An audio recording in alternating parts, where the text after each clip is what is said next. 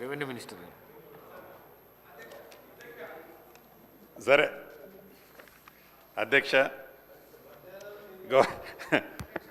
గౌరవ సభ్యులు చాలామంది, కొంతమంది చెప్తా, మీది కూడా నారాయణ రెడ్డి అన్న మీ పేరు కూడా తీసుకుంటా.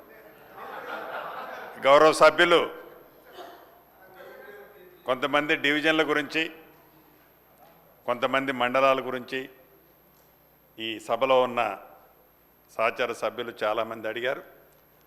ముందు పల్లా రాజేశ్వరరెడ్డి గారి డివిజన్ గురించి, పల్లా రాజేశ్వరరెడ్డి గారితో పాటు మా సహచర మంత్రివర్యులు బావగారు కోమటిరెడ్డి వెంకటరెడ్డి గారు కూడా దాన్ని ఆదరైజ్ చేశారు.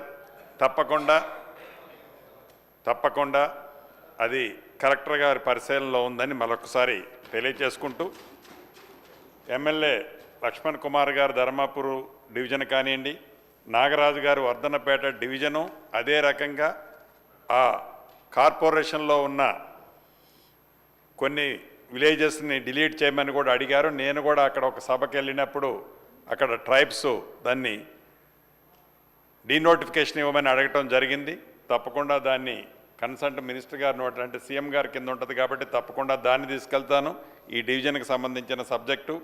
అదే రకంగా మహబాద్కి సంబంధించింది మండలం అడగటం జరిగింది శాసనసభ్యులు. ముదోలుకు సంబంధించిన 3 మండలాల గురించి ఆ శాసనసభ్యులు వారు అడగటం జరిగింది. బౌద్ధకు సంబంధించిన శాసనసభ్యులు రెవెన్యూ డివిజన్ గురించి అడగటం జరిగింది.